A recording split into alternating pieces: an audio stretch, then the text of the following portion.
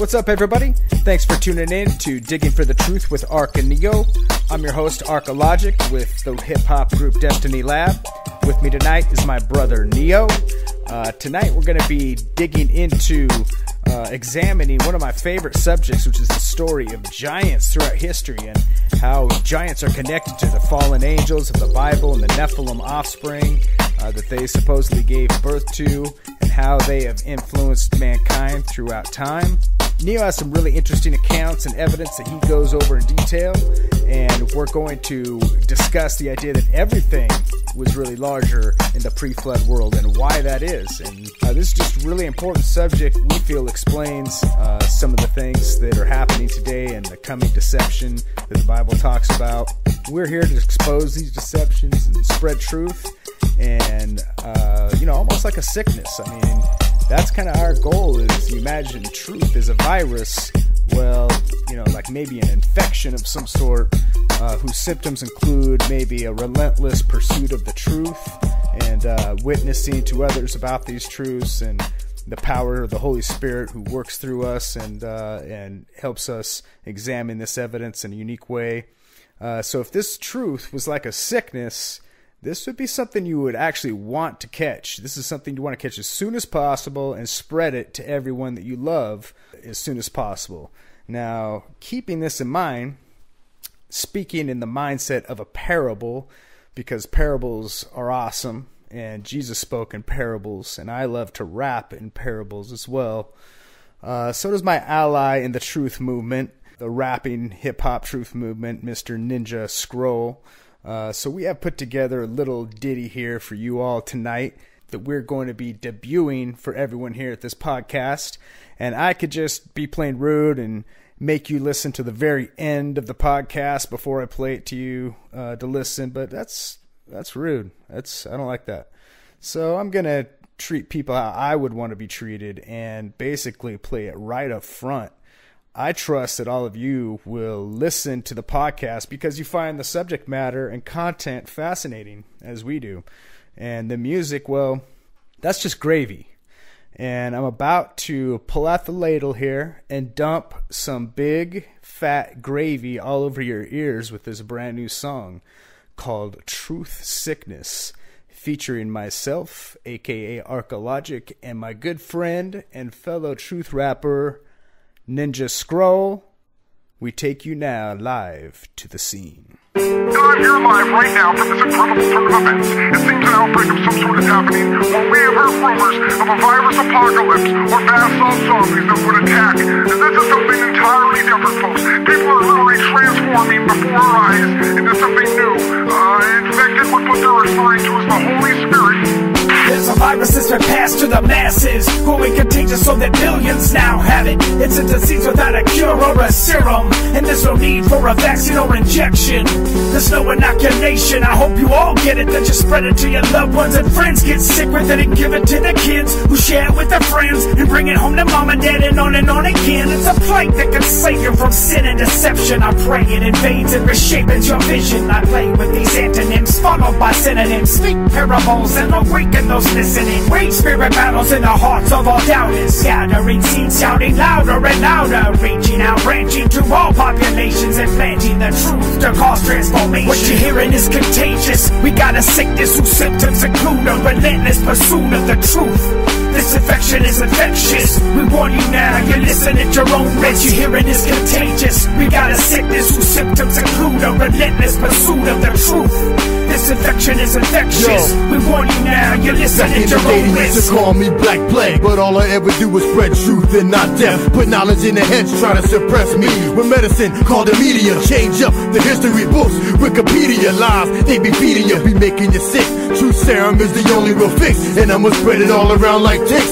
Spread the Lyme disease, contagious like germs every time that you sneeze. In the air that you breathe and portray in your lung, have the truth rolling off your tongue. This war has just begun, won't stop till the battle is won. Light of the world just like the sun. I'm a virus infecting the minds of the lost. Wake them up to the truth at all costs. Gonna spread all over the planet, cannot be silenced. Antichrist is the ultimate violent tyrant. What you're hearing is contagious. We got a sickness whose symptoms include a relentless pursuit of the truth. This infection is is infectious. We warn you now, you listen at your own risk. You hearing is contagious. We got a sickness whose symptoms include a relentless pursuit of the truth.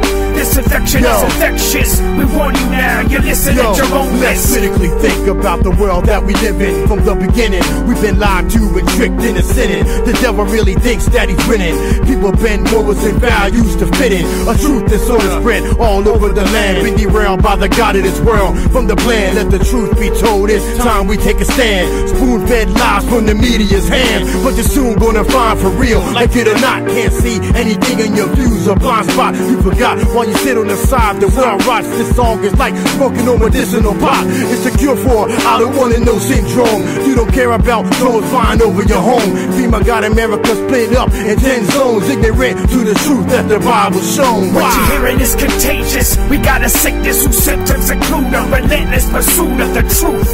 This infection is infectious. We warn you now, you listen at your own risk. You hearing is contagious. We got a sickness whose symptoms include a relentless pursuit of the truth. This infection is infectious. We warn you now, you listen at your own risk. The symptoms include an overwhelming sense of peace and joy in pursuing truth. It's spreading worldwide, folks, like a virus for what they're calling the gospel message of Jesus Christ. This is an amazing scene now, with people running through the streets, hugging, praying with one another, and praising God's name. This is just overwhelming to see this. This is unbelievable. Wow.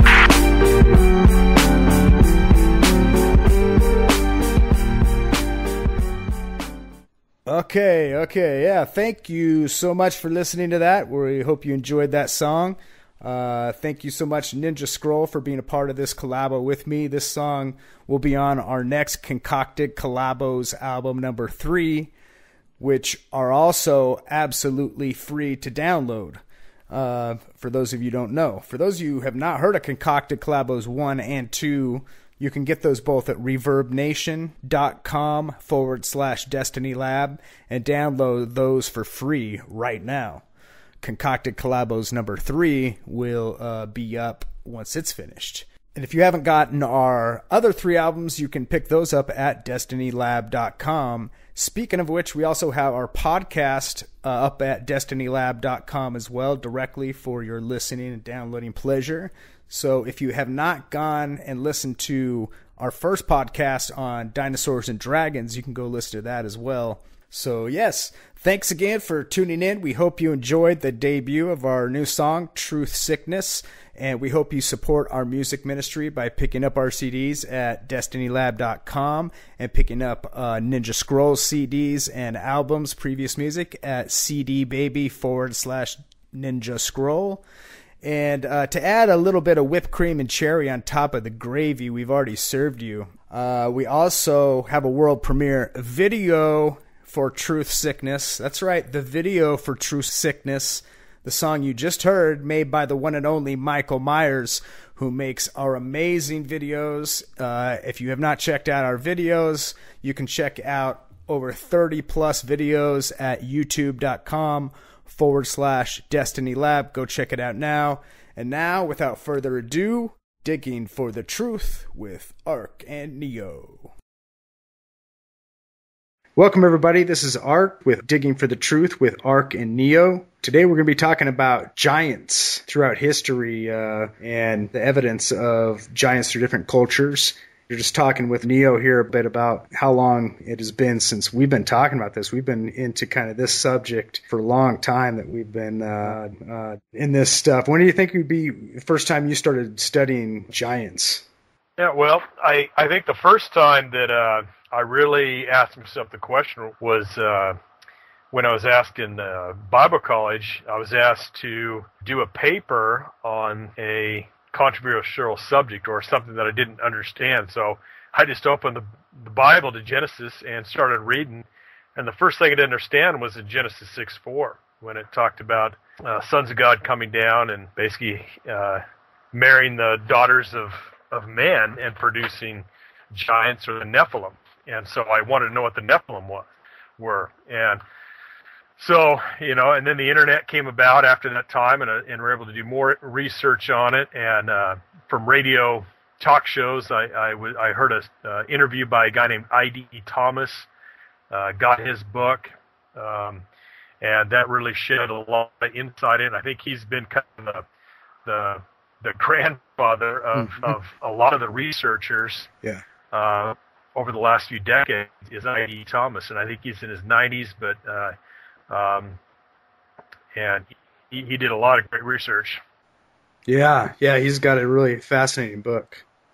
Yeah, I think for me it was when I was, because I used to be big into the whole, aliens and UFOs and all that type of thing, and there was all these, this kind of crossover talk where it was talking about the Anunnaki and Planet X and Zecharia Sitchin's work and, the people like, the David Ikes and different people like that were talking about all these different sort of related topics that corresponded to kind of trying to explain like biblical ideas. And then I remember hearing about Chuck Missler and also hearing about the Book of Enoch. And that was one of the big things that sort of really opened my eyes. And I remember, us kind of talking, going back and forth about all these different ideas that we were kind of researching. And so, it's good because we live in different areas now, and I think we're even both now just continue to do the same research from maybe different avenues. So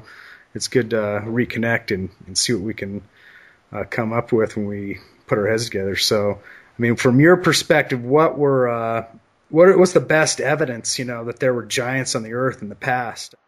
Yeah, well, you look at all that evidence in architecture in Greece. A lot of there's 18-foot tall doorways that were made out of stones, and the cross piece that just for the door header is 30 feet long. So gigantic doorways. You ask yourself, well, that's for a big person to go through, or they're just making it gigantic. But again, they claim that this is to the gods and the titans, and these were made that big for those gods who they worshiped that time. Chile, stone chairs that, if they made them, should have been made for someone to sit in, and they would have taken a person about 13 feet tall to sit in those chairs in Chile. And then the Mammoth Staircase in Puerto Rico, and the steps are 7 feet 10 inches apart. And humans, you would have to just climb up them, and yet these are stairs. Yeah. Why would they make them where you couldn't even traverse and get up there? And just amazing. Bashan in Syria, the interior and exterior doors are 9 feet high and 4 feet wide, and some of them cut out of one solid stone. Bolivia has a gateway carved from a single block stone that's 10 feet high and 6 feet wide. And that's the ruins of Tiahuaco, and they were once built by a city, apparently, whose average height was between 10 and 12 feet, according to the traditions of those people in Bolivia. So a lot of the ancient architecture suggests, that giants once traversed among people. Now, did you hear about this recent finding just here in 2013 in the Ecuador jungle of these giant kind of pyramid structures, and they found all these tools like giant hammers and implements that were used, I guess, as building tools, and they're just like huge, and that's what kind of seems to be the same thing you're describing as actual useful items, everyday items that, that would be made like chairs or doors or beds or different, whatever it might be, things that are actually, if they're not made for someone to use, it seems kind of odd just to make it giant to where, they wouldn't necessarily be useful. Yeah. And that's real interesting that, they have found axes and, like I said, the giant hammers, a lot of huge things that, why would they make them? It's not in their culture to make and to put so many resources into making a sword or an axe that they couldn't use, and that would just be for decoration. And that's what they claim, they're for decoration. I guess that's possible, but really the evidence doesn't suggest that. In Ecuador, for instance, they found a gigantic crown that was several times larger than what would fit on a modern person's head. And who would have wore this? I guess it could have been a prop or a decoration, but they didn't claim that it was. Was that in a tomb or something?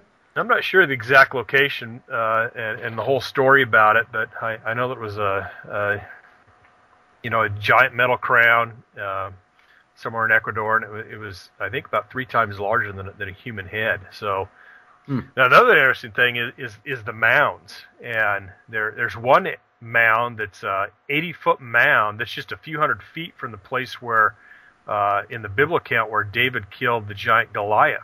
And mounds are apparently how many of these giants were buried. And we I've heard that. There's been literally hundreds of accounts of giant skeletons found. And for instance, Lovelace, Nevada, it was a cave, and I think this cave was a place where they mined bat guano. And as they were taking the bat guano out of it, they kept pulling up these skeletons, and many of them full skeletons. In fact, they pulled out about 60 of them. They're all between 6.5 and 7 feet tall. Again, these aren't humongous, but they are tall, and they confirm a story of the Indians in that area that talked about the red-haired giants that inhabited that area. And in fact, they even killed those giants in that area by smothering them with smoke, and they basically killed them inside of the cave. Was the story that the Indians told about that particular instance. And then there's archaeological evidence that suggests that, finding 60 different skeletons. And what's interesting, those skeletons are all missing, and that seems to be another of the reoccurring things that happens to these to all this evidence, is that the skeletons either get they're found, they're given to some university or museum, and then all of a sudden they're shuffled away and never to be seen from again. And apparently the Smithsonian has thousands of giant human skeletons, and why they're hiding this from the public is who knows. I mean, it definitely seems to be the reoccurring story and theme of giants, or any evidence connected to them, is what happened to it? Where did this evidence go? It's suddenly gone. So either these scientists are just really bad at inventorying their evidence and just throwing it in the garbage by accident, or filing it away somewhere mislabeled, or this doesn't fit the paradigm that they believe, so they need to just kind of, quietly shuffle this away somewhere so it won't confuse them, and so they won't ask, questions that might be puzzling and hard to answer. So, I mean, I think the story of the Indians, talked about this for years and years before that evidence was found of these giants in the caves. And, if anyone would have heard that story, coming from the evolutionary perspective, or some of this mindset that we're familiar with in universities, it would have been said, this is a great myth, from ancient times. We of course know there aren't redhead giants around here, and that's just what these ancient people come up with. But here we have physical evidence that completely corresponds to those stories, and not exaggerated in any way. What does this tell us about other peoples who've had similar accounts of interactions with giants, or, like we were talking about in our previous podcast, dinosaurs and dragons? It's interesting that there's all this historical stories, and then when the evidence gives credence to those stories, what can they say? It's hard to disprove something when it was predicted in folklore, and then physical evidence is found to support it, and yet that physical evidence is usually whisked away into the night. Well, and this is just like dinosaurs and dragons in the same way, in the fact that it's one of those universal themes. It's one of those things that's universal throughout cultures. It'd be one thing if you just had one island or one culture here and there that had a myth about giants or whatever, but this is a universal concept throughout ancient history. This idea of giant people and people interacting with these giants. It just seems like a pretty amazing coincidence to be just that one thing and connected. Oh yeah. The It is. That makes it interesting to think about that all throughout the world, a reoccurring theme, reoccurring things of what we consider just fantastic could be true, and in our eyes are true. That in the past there was amazing things that were on this earth. Yep. And the uniformitarianists, they think whatever we see today is what's the way it's always been, but that's not necessarily the case. Yeah. And you're talking about other places in the world. In Britain, a researcher named Jennifer Westwood talks about a British giant called Gothmagog, who is 12 foot tall. And Stonehenge is the place called the Dance of Giants. And if you're familiar with Stonehenge, a lot of people are. One of the most famous stone areas in the world is gigantic stones that are somehow built around kind of the celestial bodies. And absolutely. Another place that's very similar to Stonehenge is in the Golan Heights, and that's called the Gilgal Rephaim. And this is about 5,000 years old, much like Stonehenge. And it was said to be built by the giants. And the Bible actually confirms as saying that Og of Bashan was a Rephaim, and that's in Deuteronomy 3. And here's this circular area with large stones that's set up towards the stars in much the same way, and actually it's on a very similar line as Stonehenge. And again, another amazing area. Wow. That's interesting how things line up with these ley lines or these connecting points that seem to correspond with astronomy and whatnot. It's amazing the information that the ancient people had and how smart they were with some of these things. It's just, you wonder where this information came from. What was the outside source that basically gave this reoccurring information to all these different cultures? Well, if you ask them, they usually say it was, some sort of godlike beings or giants or some sort of beings presenting themselves as gods that gave them this information. And I know we'll get into that maybe a little bit later, but you were talking about Og of Bashan. Now, wasn't there also evidence of his bed as well? Yeah, the Bible talks about his bed being about 14.5 feet long, and I think it's about 6 feet wide, and gigantic bed, and they call it a bed of iron, which is pretty interesting too, because iron was a very unique substance at that time, that they were just starting to create iron, because they were making a lot of their stuffs out of bronze and brass. And apparently that was on display for many years. You could see it as kind of in an ancient museum. You could see his bed for many, many years. Like an ancient museum. Yeah, I think this is before Christ when it was seen, and who knows, just like a lot of these skeletons have been, disappeared. Who knows if this artifact is somewhere in some deep vault?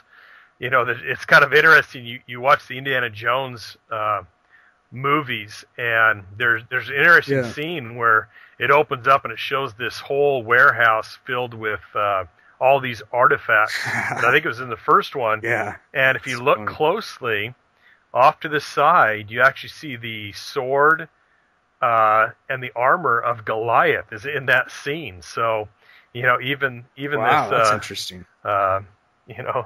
The producers of that movie added that little detail. That's what David supposedly hauled away, is the armor of Goliath, and they had that on display or to sort of show. I can imagine that would be quite an interesting artifact to display. I mean, even in ancient times, or maybe even more within ancient times, people were really fascinated by, studying peculiar things and odd things and putting them on display. And so way back then they had, their museums and curiosity shops or whatever, I think, as well. So people have always been curious about these things, and I think after the flood, it was definitely was that bottleneck where if they did see them, maybe it was very rare, or became more of a integrated into myth at that point. Yeah, we talked about earlier about a story that was collaborated with physical evidence. corroborated. And there's one in Oregon, really interesting one that a lot of people aren't familiar with. And there was an old Indian tale about a winged canoe that came to the mouth of the Salmon River near a place called Three Rocks Beach, what's now called Camp Westwind. That's weird. And this is right where the Salmon River dumps into the ocean. And apparently the Indians said that this canoe, they called it a wing canoe, which, yeah, that is very weird.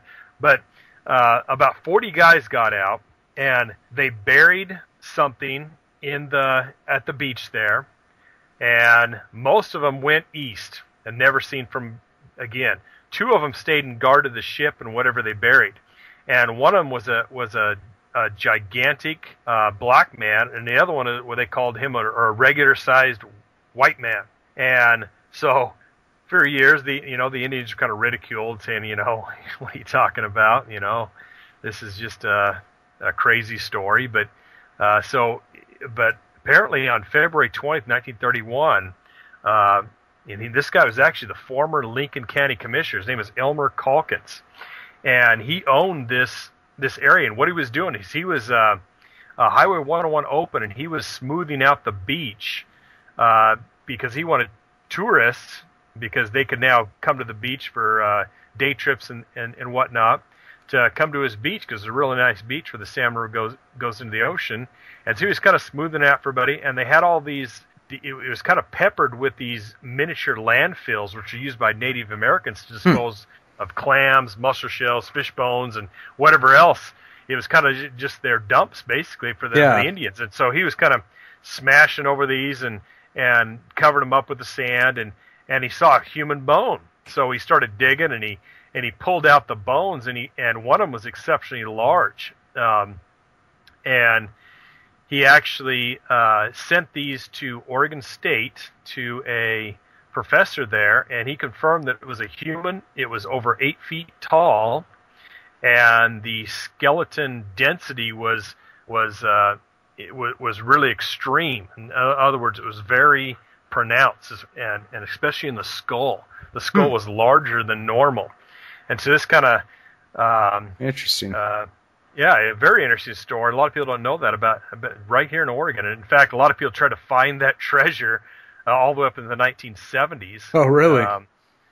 Because they thought that there was treasure there. And who knows? There still might be the treasure there that was buried by these 40 travelers that the Indians had seen. Wow. Huh. I'd never heard that one. Yeah, it's an interesting story. And if you kind of dig into your old newspapers around your area, almost every area of the United States has stories of giant skeletons and mounds. There's the mounds in Ohio, and all over the United States talk about giant skeletons, and it's very interesting. Yeah, I don't think people realize, that how much unexplored territory there still is today, and at the beginning when people were still just branching out from the east, there was just so much unexplored area, and a lot of these guys were finding these giant mounds. And there's a show, America Unearthed, and watch that.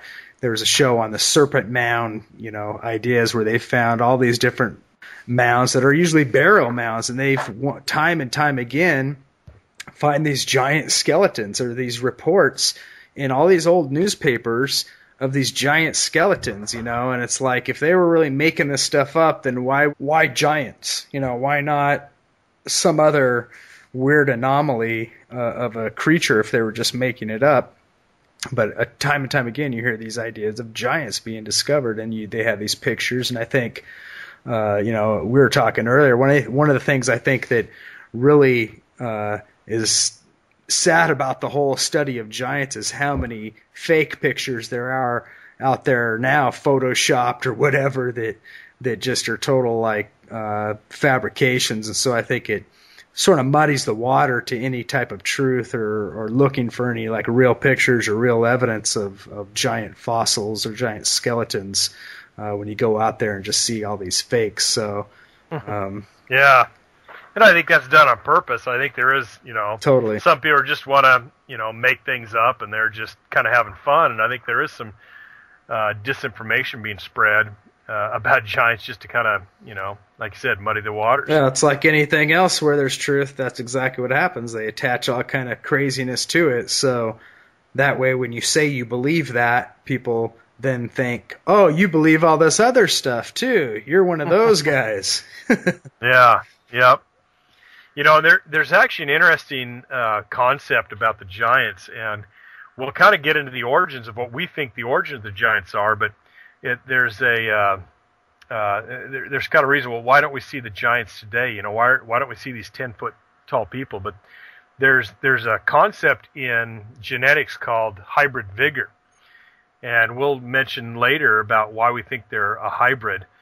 But in hybrid vigor means that the first generation has exceptional attributes, and so they'll be larger, they'll be stronger, and then as the generations go on, they usually call it G1, G2, G3, G4. As the generations get farther down the line, some of these original attributes are lost, and they become closer to whatever they're mating with. And so, so if for instance a giant, a G1 giant, marries a human, has offspring, his offspring won't be as large as him. Sure. And then if his offspring happen, then it'll get smaller and smaller until eventually those genetic traits are kind of lost, and they only pop up every once in a while with larger size. But that is what's interesting. That, and we'll get into that later about the genetics of these things. But I think that's something to keep in mind, is that's one of the reasons why I don't see them as often, is because I don't think this is happening like it did in the past. Yeah.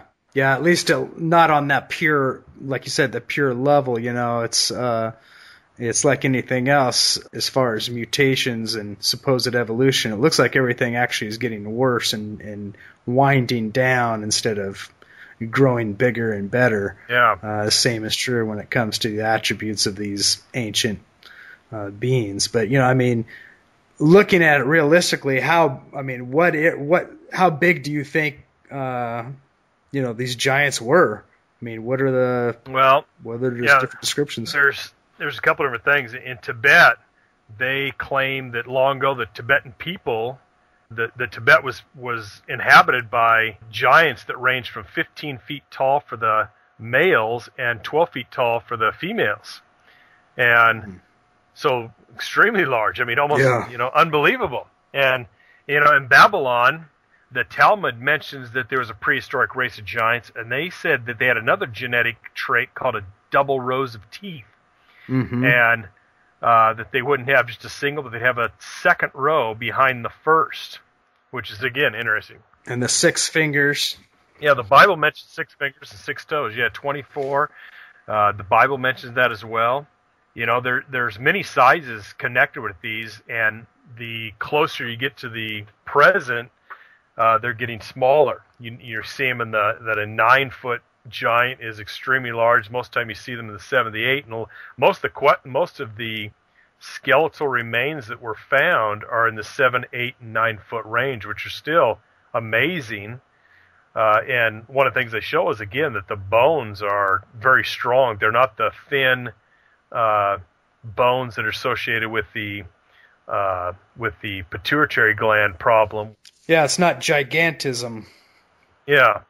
These people are very weak. They live short lives. They just have a pituitary gland problem that caused them to grow their entire lives. They eventually die from liver failure or some other problem, and they're very weak. They can hardly stand, a lot of them, because they're so weak. Yeah, exactly. Yeah, a lot of the guys, that are have the gigantism, modern day version of this that people oftentimes associate to, this is what giants were. It's like that's not how they're described. I mean, in ancient times, they're always described as these great warriors, or being proportionately large, their body, where you see people with gigantism are disproportionate. They have these elongated limbs that and they, like you said, they oftentimes have all kinds of medical issues to the point where they can't even hardly walk without a cane. They live to very short ages, where many of these giants were oftentimes reported to live to long ages. Yeah. Yeah, the Greek legends, again, they talk about the Cyclops was a race of giants, the one-eyed giants, and they were immense stature, and they were the builders of the enormous masonry structures that were in Greece, Italy, and other parts of the globe. So they're talking about they were extremely strong. In fact, stronger than humans, great factors. They could lift things that proportionally a human couldn't lift. So they were even stronger than humans would be if a human was that size. So they almost had supernatural type strength. They had like monkey strength. Yeah, it's like a monkey. He's like could be smaller than a human, but like way stronger. They just have a different way they're made. But it's like the Nordics now. Back you were talking about Tibetans, and it kind of just reminded me about, and then the Nordic myths as well. That kind of goes into the whole coincidental thing of Hitler. Hitler was big into doing channeling, and with his study into the Vril Society, and they basically had channelers that were contacting entities supposedly that were these giant Nordic beings that lived inside the hollow earth, and that was all connected to this kind of Tibetan belief systems as well, of Shangri-La or Atlantis, this idea of this great universal age that used to be around that we can eventually work our way back to, and that all these giant enlightened beings went to Tibet and then went inside the caves of the hollow earth to live. But it's kind of interesting that all these overlapping things like that seem to correspond always to not only giants, but also to this kind of spirit realm, and that's just another piece of the puzzle that we're going to be getting. Yeah, Hitler was trying to create the Übermensch, the Superman, and it was again genetic manipulation that he was going for, and exactly. He wanted to create a super warrior, and I think he was actually looking for Nephilim blood. Nephilim DNA, and exactly. I think possibly the same thing could be happening today, is that there are people out there that are trying to extract DNA or to create another Superman or Supermen to rule this world. Yep, for sure. Yeah, Africa even has stories too. In the Chad region, a tribe of giants that actually had smooth hair. There are black giants with smooth hair, and their tribes are descended from there. But we know that in that area, they still have extremely tall people in that area.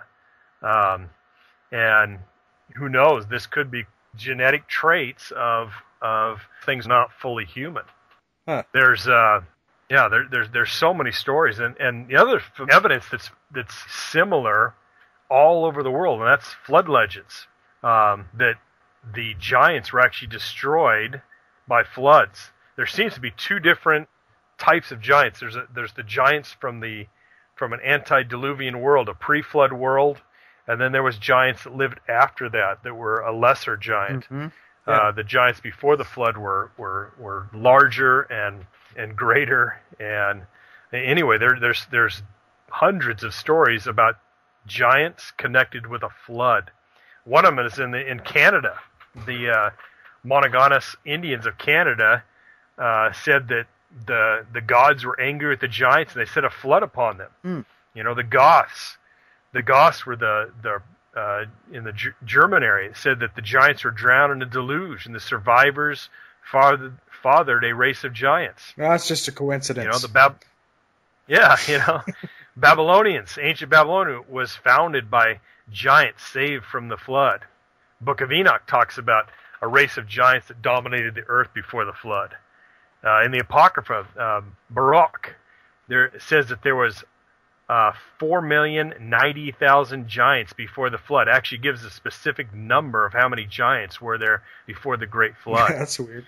And Aztecs said that before the flood, the land was inhabited by a giant race. Toltec Mexico, same thing. In the first stage, they even call it the first stage. Yeah. which is kind of interesting. And it was brought to an end by a fearful destruction due to floods and lightning. And that the second age, our Earth was populated by giants again. So, again, all these stories. Well, and what's so interesting is about all these, like all these cultures, a lot of times will have this remnant of these ancient buildings or pyramids or artwork or whatever, and they'll we don't even know where this came from. This is from the old ancient times, kind of describing this pre-flood world, or again, this kind of bottleneck where there was entire civilizations created pre-flood, and then everything's wiped out, and then people kind of go back and rediscover these ruins and try to kind of mimic or copy that sort of style or belief system or whatever, and kind of take on that whole thing, and that's what they've said about the Egyptians. A lot of people believe about the original Great Pyramid. Same things with the Mayans. I mean, they find all these different anomalies, like these giant heads that they've found that have these giant helmets on their head, and people, they don't even know where these things come from, and they're just kind of laying out in the middle of nowhere. They find these giant spheres, perfectly shaped, that are 5 feet in diameter, and just randomly placed, throughout jungles and whatnot. And there seemed to be a lot of really amazing technologies during these ancient times that was kind of lost and then rediscovered, but twisted into being mythology and connected to all kinds of things that may not be necessarily absolutely true. Yeah, the megaliths of the past, it's kind of a mystery that all the greatest megaliths were all built around 4,000 to 5,000 years ago. Then, for some reason, technology went down the drain for several thousand years until it's finally caught back up. And in fact, we still can't duplicate the building techniques of these first megaliths, the pyramids, and all these different things that are found all throughout the earth, and they all happen simultaneously. And many of these people claim that they were built by giants. Yeah, I think that's one of the best evidences that this is a worldwide event. It's not just one culture to where this bottleneck happened. It seems to be a worldwide thing to where there was much higher technologies at some point way back when, and then it was all lost. Whether you're talking about Atlantis or any of these other type of ideas, there's this kind of universal question that we're a species with amnesia, and that we've kind of have this remnant of idea of what there used to be, but don't necessarily have it just right. And I think that's where the Bible is a foundation that can actually clarify a lot of these things and put these pieces of the puzzle together in a picture that actually makes sense. Yeah. And we might be able to get into the Bible in a few minutes too. And they talk about the Aztecs. They actually named the giant. His name was Zula, and Zula and his brothers, they built the pyramids that reached to the clouds. And in Mexico, the Cholula Indians said that, and they even give a date, says before the Great Flood, which took place 4,008 years after the creation of the world, the land was inhabited by giants. And so time and time again, you got all these things. And here's another interesting that kind of ties it to Greek legends, and this is in Guatemala. It says the first race that was created before the flood were giants, and there was two prominent types of giants: the Atlan, which kind of sounds like Atlas, and the Theatani, which kind of sounds like Titan. And so that's kind of has a connection to the Greek words used for the same thing. Yeah, really. I never heard that one either. Yeah, Bolivia. Again, they said that in Bolivia, the city of Tiahuanaco was built by the survivors of the flood, and it was built by giants. And all these shrines were there to commemorate the memories of these giants. Interesting. Yeah, there's definitely a reoccurring pattern here that seems to be happening throughout these different legends and stories, and some of them definitely, I think, are probably have some non-truths attached to them, but the coincidence that all these things would tell a similar event of this great worldwide deluge, I think, is kind of ridiculous to not think there's a common theme there. Yeah, some of them have actually given how long the giants lived. There was some fragments found in the Dead Sea Scrolls of a book called the Book of Giants. And even though it's not fully there, one of the stories there says that the giants live 500 years. So they live a very long time. So lots of stories about giants. And then it also talks about, what did giants eat? And giants are often talked about being cannibals, drinking blood, they eat people, they eat animals, and they drink the blood of animals, which brings a whole, another topic someday maybe about blood and why the Bible always says don't drink blood, and the occult says drink blood. The vampire stories, the giants, they all consume blood for some reason. Definitely, yeah. Yeah, that's, is it, do we need look farther than fee fi fo fum, I smell the blood of an Englishman in this giant in Jack and the Beanstalk, Let's look at the origins of that. I don't even know, but I can pretty much guarantee that it's all connected. Yeah. If you go back far enough, whoever created the story of Jack and the Beanstalk and this giant creature up in the clouds, basically, who was after the blood of an Englishman to cannibalize, just like all these stories explain of these giants becoming cannibals and eating humans, I think is far beyond coincidence.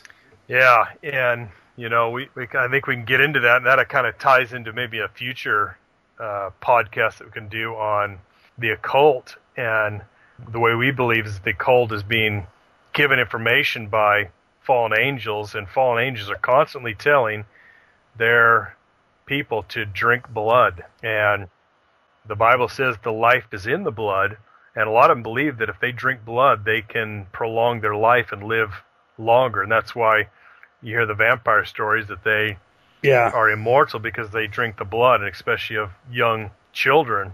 And this ties into Nimrod, and this has been a lie that's been perpetuated by these fallen angels for thousands and thousands of years, and even by their offspring, the giants. Well, it's of course a mimic of everything that's good about God, and we know that we're saved by the blood of Jesus and the fact that he was perfected in his state and had no sin. And wherever there's a truth that God has created, Satan creates a counterfeit of that and inverts it to something else. And you hear all these people, these kids, like goth kids, that cut themselves, and they tell like how, I hear this voice in my head that tells me I cut myself, and as soon as I do, I just feel this great relief, and it's just, it's obviously a spiritually charged issue, which segues nicely into speaking of the Nephilim, since we're going to get into that, and giants. Those of you who listen to Destiny Lab music, we're going to go ahead and play a song here from Destiny Lab. Let's take a listen to Ezekiel's Wheel now with Destiny Lab. And in those days there were giants in the land, and the sons of the angels of God looked upon the daughters of men and found them fair, and took of them wives, and their sons became of old great men of renown. So they have been mixing with us on a genetic level since the time of Enoch and Ezekiel's Wheel. Here on Earth we're intrigued by the sun, moon, and stars, and imagine there's got to be planets like ours. Some conceive of a face on the surface of Mars, so in need of a meaning and purpose we've lost. That indeed they believe that these might be our gods, or that maybe with time we'll do right and evolve, and eventually reach what they seek, and then solve all the problems of man. But they really don't know that they fall, and the works of our hands are but just filthy rags. So we travel the lands to dig up our past. Time elapses, and with it are much of the facts. Some imagine that gods came in alien crafts. They react in this way, they're so desperate for meaning and purpose, but satanic servants, they know this. They have evil motives, and my main making you nervous? I'm just scratching the surface. The signs from Ezekiel's wheel, when the skies unfold like scrolls and the breaking of seals. Heed the warning, the message is clear. Heed the warning, the time draws near. See the signs from Ezekiel's wheel, when the skies unfold like scrolls and the breaking of seals. Heed the warning,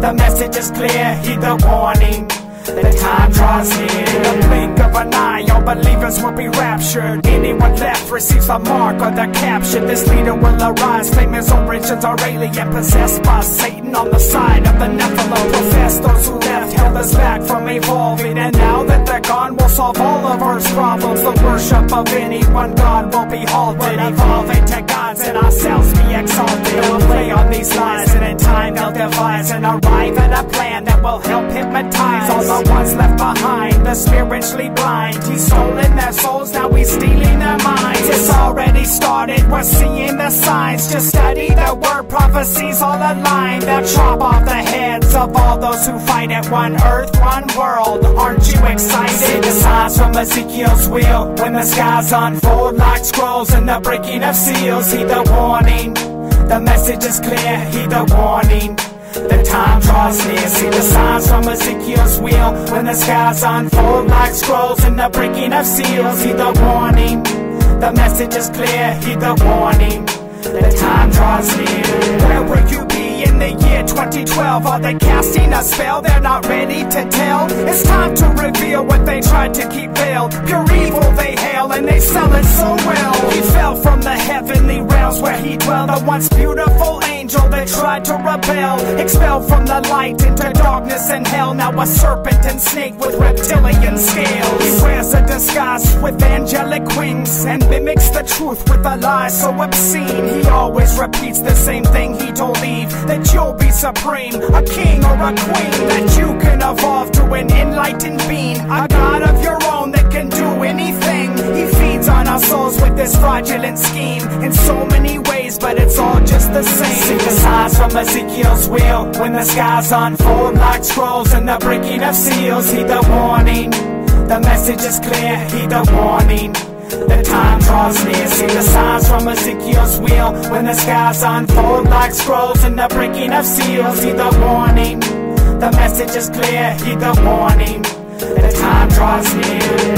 Why hide yourself with, creating UFO crafts and things like that? Why that deception if that's indeed what's going on?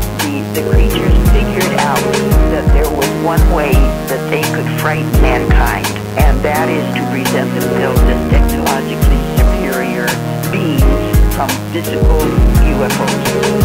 Why would they want to abduct human beings? UFO abduction might not be caused by physical occupants, but from creatures living in perhaps what we would call another dimension. Posing as occupants. Yes, the same type of interfering, harassing, paraphysical creature in every culture worldwide. Okay, we're back. That was Ezekiel's Wheel by Destiny Lab. You can pick up all of our music at destinylab.com.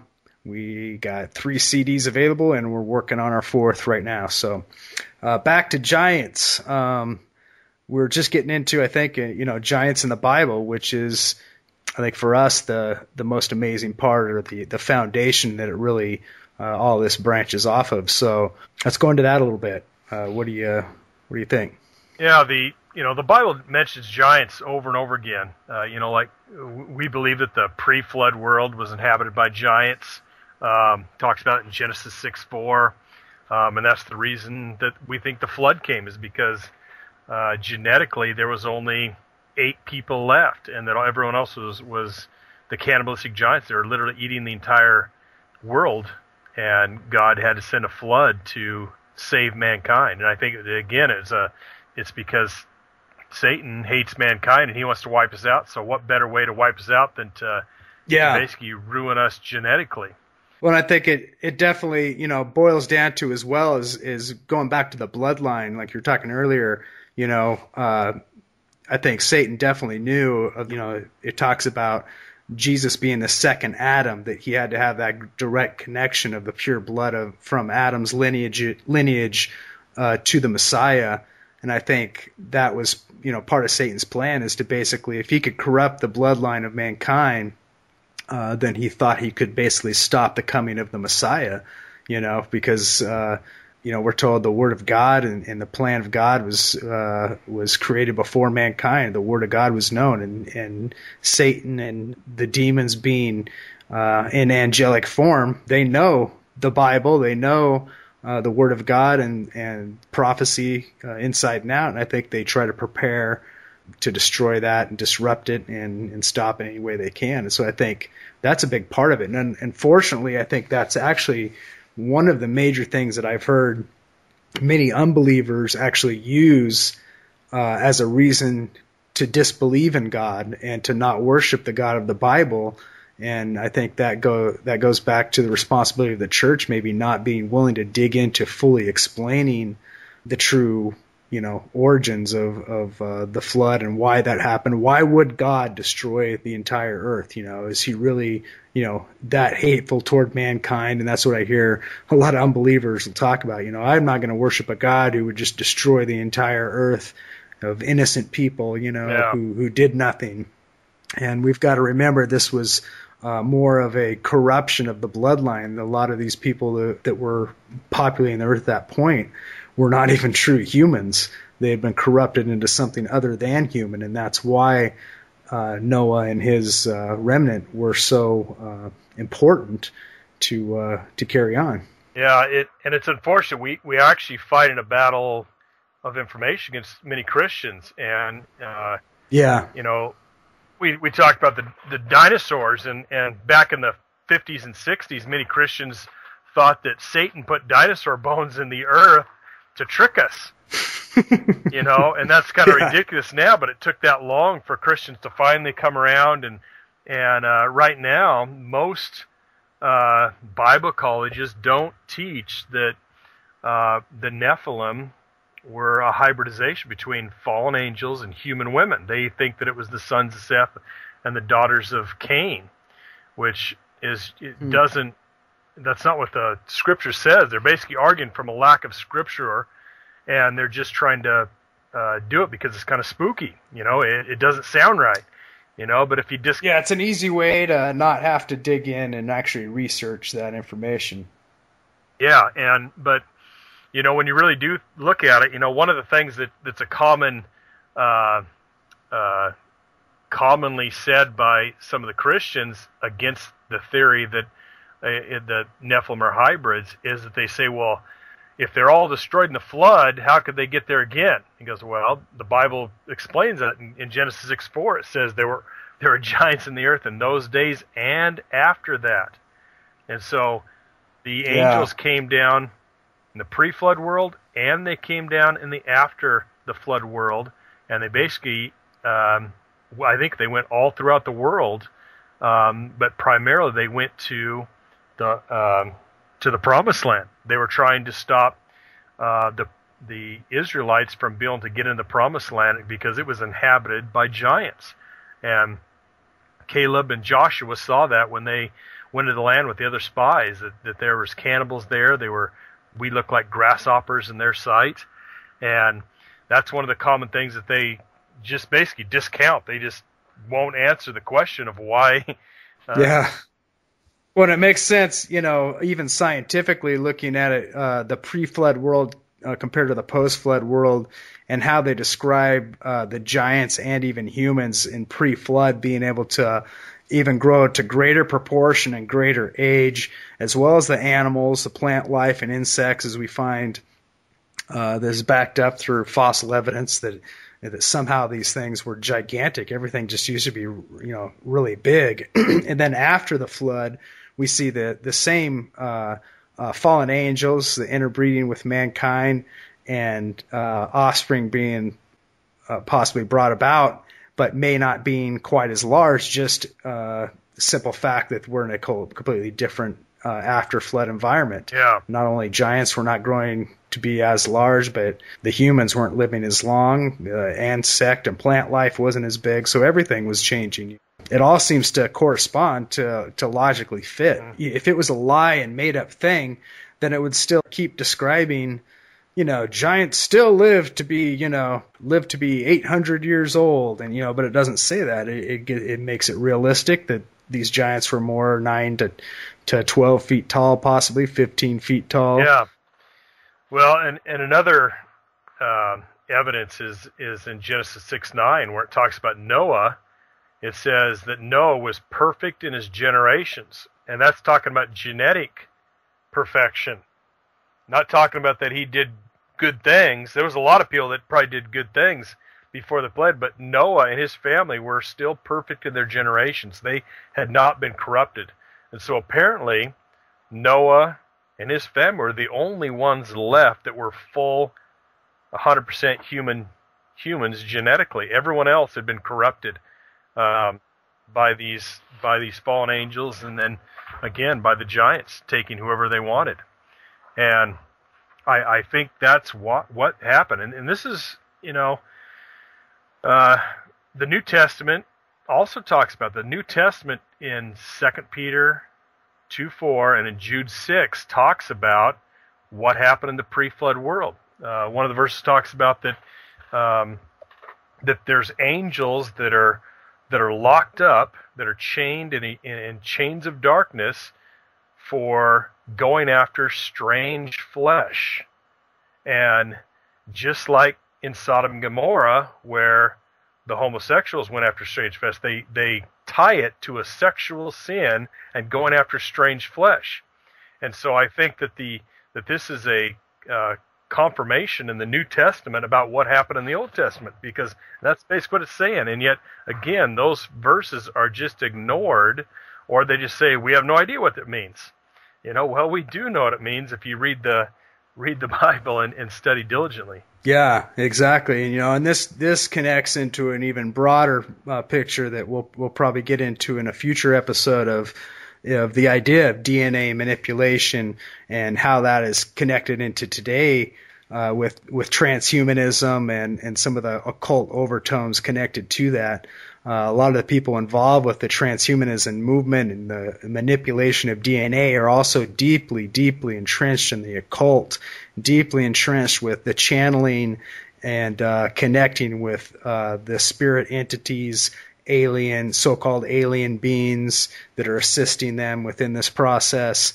And to think that that's a coincidence and that this doesn't all tie together into a bigger picture, I think is missing a really big piece of the puzzle there. So I think it's like we were discussing on our previous episode is, there's lots of things that we talk about, there's lots of things we believe that you may at first glance just see a picture of it and say, that sounds kind of crazy, but it's not. We don't believe it just because of these small little things. There's a huge picture, there's a huge story here that encompasses and all these things and brings them together to be explained. And through the Bible it does that. And not that we know exactly how it's all going to go down or how it did go down, but you can definitely see the links in these chains and how they're interconnected. Yeah. Well, let's dig right into some of the mentions. Goliath is probably the most famous giant mentioned in the Bible, and he's mentioned in 1 Samuel 17 and a lot of other places, and it talks about him in great detail. It gives his height. Mm-hmm. It says he was 6 cubits in a span, and a cubit is basically the measurement from your elbow to the tip of your middle finger, and it's anywhere from 17.5 to 20.5 inches. So this would put Goliath anywhere between 9 feet 3 inches to 11 feet 3 inches in height. So he was extremely tall. Yeah. But that's also, I think, realistic. I don't think for somebody that would describe something as a myth, I don't think it would be so specific. Why wouldn't it just say he was 50 feet tall, And yeah. And there are myths that say that some of the giants were, sure. 30,000 ells tall, and they picked up mountains and threw them at Moses, and those we can consider stories, and they've been they're fanciful and that kind of stuff. But that's not how the Bible describes it. Does the Bible describe? No, that's not how the Bible. Giants throwing mountains. No. I mean, those are all other ancient writings or whatever. I mean, that's where the Bible, I find, is so interesting, because every time it describes something, that seems like it would be, kind of unbelievable or amazing or incredible, it always has this tinge of such realness to it and such non-exaggeration, and that it always connects and perfectly aligns with everything else. Yeah. Well, and it's unfortunate that a lot of people try to discount Goliath's large height, and what they'll do is they'll quote the Septuagint translation, which says that he was only 4 cubits in a span, which puts him at about 6 feet 9 inches tall. And then they'll quote Josephus, who uses the Septuagint, to say the same thing. But the earliest writings say he was 6 cubits in a span. And there's reasons why the Septuagint, whose many mistranslations in it, because remember, they were commissioned to translate the Bible into Greek. So Okay. Who are they? They were trying to please the Greeks this time. So the Septuagint isn't the best way. You always want to go to the original, which is the Hebrew, and that gives that very specific size. And if he was 6 feet 9 inches tall, it'd be even more incredible, because it gives the weight of his armor. Yeah, really. Goliath said he wore scale mail. Now, scale mail is the word. The Hebrew word is scales, like scales that you'd see in a fish, and it's really unique armor, and it weighed 5,000 shekels of brass. And a lot of people, again, don't do their homework on this well enough, and they take when it says shekels of brass is heavier than iron, and shekels can weigh different amounts depending upon what shekel you're talking about. And so his armor weighed somewhere between 125 and 225 pounds. Wow. For just that one piece of armor. That's crazy. So if this guy was, say, 6'9", let's say he was some big tall basketball player. This guy couldn't even walk around. Yeah, really. Weighing 225-pound armor. And that doesn't account for his helmet, which weighed, if you kind of use the size of a normal helmet, which is about 5 pounds, and then use because a normal scale mail from a normal man would be 30 to 40 pounds. And so if you apply that same proportion to his helmet would have weighed 37 pounds. And then he wore bronze leggings on his legs, and again, they're 5 pounds for a normal man. They'd be about 37 pounds on his legs. Yeah, I mean, that makes no sense. He had a spear, which the tip of it, just the tip, weighed somewhere between 15 and 25 pounds. It said it weighed 600 shekels of iron. And so you put all these things together, he could have been carrying. And then there's another piece that says that he had around his shoulders. This is a word that talks about that he had a target of brass between his shoulders. This could have been a piece of equipment called a gorget, which is to protect your neck, or it could have been a javelin. We don't know for sure what that word is talking about. If it's a gorget, that's going to add another 50 pounds of weight at least to what he's carrying around. So he could have been carrying around in excess of 300 pounds of armor. And yeah, I mean, that makes no sense. If he was only 6'9", he'd maybe weigh 300 pounds. I mean, that's NFL football player. All the equipment they're wearing weighs 10 pounds. Yeah.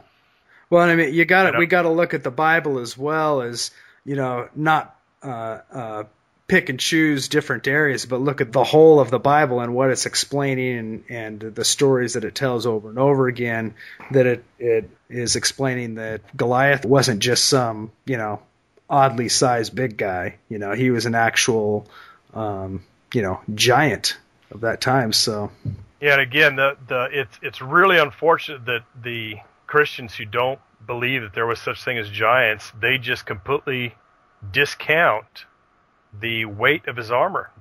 They just say, well, he was really only 6'9". One guy even said that that one guy said that a cubit is really only from your wrist to your elbow, making it only about 12 inches. So he is really only about 6 foot tall. And oh, that's an amazing giant, 6 foot tall. Yeah, and they come up with wild explanations because they're, again, trying to fit what they believe in from what the text clearly says. Read the text and read the whole of the text. I mean, do your research, and you'll find out the Bible is very clear on what it says. Sure. And and actually, recently there was a 26-inch long spearhead found in the Middle East, and this spearhead weighed 4.5 pounds. The typical spearhead is only 6.5 inches long. So this is gigantic spearhead, and yet Goliath was somewhere between 15 and 25 pounds. Man, this would put just his spearhead in excess of 3 feet long.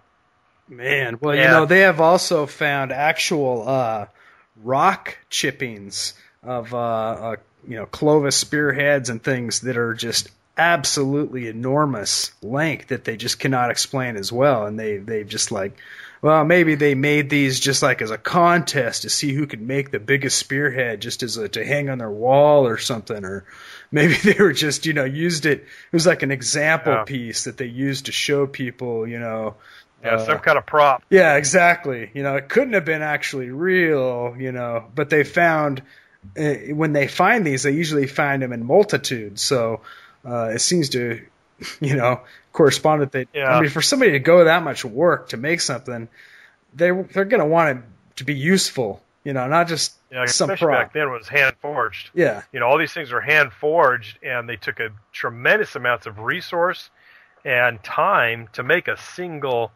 implement of war, a sword. Most of the soldiers didn't have any armor. I mean, Goliath was very unique that he had all these things. They had a shield bearer that went in front of him that carried a giant shield. So just one guy would carry his shield for him. Wow. So that he'd kind of, help protect him with what's called a shield bearer, which is common at that time too. And Goliath also had a sword. And this sword was very unique. So remember, after David fought Goliath, he got out he picked up 5 smooth stones, which again is interesting. David was prepared for everything because Goliath had 4 brothers. There's 5 giants in all. So Goliath had 4 of the brothers, and David, it specifically says in the Bible, picked up 5 smooth stones. Mm-hmm. You needed 1 for Goliath, but he's ready for his brothers. And I think his brothers were at that battle as well. Yeah. Later we'll find out that they all 4 were killed by David's men. But anyway, let's talk about Goliath's sword a little bit more. That after David killed him, he pulled out Goliath's sword and cut off Goliath's head and picked it up. Probably used 2 hands, could barely even pick it up. And he actually kept Goliath's sword, and he kept Goliath's head. And took Goliath's sword was actually taken into the temple. Mm-hmm. And it was behind the ephod. And later, when David was being pursued by Saul, he actually got that sword again. And that's in 1 Samuel 21 that he was actually able to get the sword that was in the temple. Yeah, you could see how something like that would be as a prize trophy to tell that reoccurring story and to provide corresponding evidence that, hey, yeah, look at the size of this. And this was this giant that had it. Yeah, and it could have been of it's probably of gigantic size, and it could have been a recurved sword that had like an O shaped into it. Is what some people believe that Goliath's sword was from other battles, because you would think that Goliath with the Philistines would go out and conquer all kinds of people because nobody could beat him. That's what they do. They just go around to whoever they wanted and send Goliath out, and he'd kill whoever, and they just take all the spoils. That people would become subject to the Philistines, and Goliath probably had all these unique articles from all the people that they slew. Well, they seem to be definitely very dependent upon Goliath and his skills, because even the fact that what did they do as soon as Goliath was killed by David? They didn't try to fight; they ran in fear. It's like if they weren't dependent upon this one giant to simply instill fear into their enemies, and then also even fight basically most of the battle for him. I mean, and the idea that he had men that basically held his shields for him and all these things. I mean, that just seems to really back up what you're saying there. Yeah, and Saul, the Bible talks, Saul was a full head taller than all the rest of the men. He was a giant compared to the average man, but he was frightened out of his mind to Goliath. So if Goliath was 6'9", and if he was 6'5", why would he be afraid of him? He'd be basically almost the same size, but Saul, who was, really a giant among normal men, was scared out of his mind. Even though God told him he could take him, he wouldn't go do it. He was afraid. And we're told, of course, when they went into the promised land and saw they were like grasshoppers in comparison to the men of those areas. So it seems to correspond that these weren't just 6 foot tall, regular big guys. These were something on a whole nother level. Yeah, you look at these tall guys, the basketball player. You got Manute Bol. He's 7 feet 7 inches tall. Weighs really skinny. I mean, his kneecaps kind of stick out. But Goliath was immense. It was immense proportionally as well. He wasn't just some skinny guy that was weak. If you take there's a way to calculate what his height would be based upon the surface area and the volume of his body. And so a 6 foot guy that weighed about 200 pounds, if he was proportionate to a 6 foot guy that weighed 200 pounds, which would make sense. I mean, he's probably well built. 6 foot, 200 pound guy would be a well built athletic guy. And so if you put him at 12 feet tall, just basically double his height, you quadruple his surface area, which puts him at 1,600 pounds in weight. So a 12-foot giant that was proportionate to an athletic man would weigh 1,600 pounds. Wow. And so Goliath had to have been somewhere in the at least 800 to 1,500 pounds. That is amazing. In his weight, which, it is. That is amazing. And that, when you picture that, that's when it is truly terrifying. That's when one man could truly win a war, or battle for a whole army. I mean, that's on another level. I mean, yeah. I mean, seeing something like nobody that. Nobody could do anything against him. And there's actually the first archaeological evidence of Goliath was recently found by an Israeli researcher.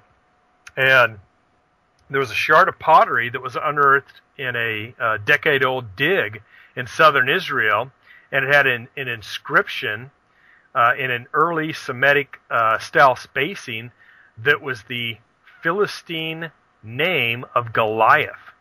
And the guy that found it was named Aaron Meyer, and he's the guy who directed the excavation. And he believes that because this place is basically right where the Bible says he's from. It's in the ancient city of Gath, where Bible is that's from. A coincidence. Yeah. That's just a coincidence. So, and it's from 900 BC. It's about 100 years.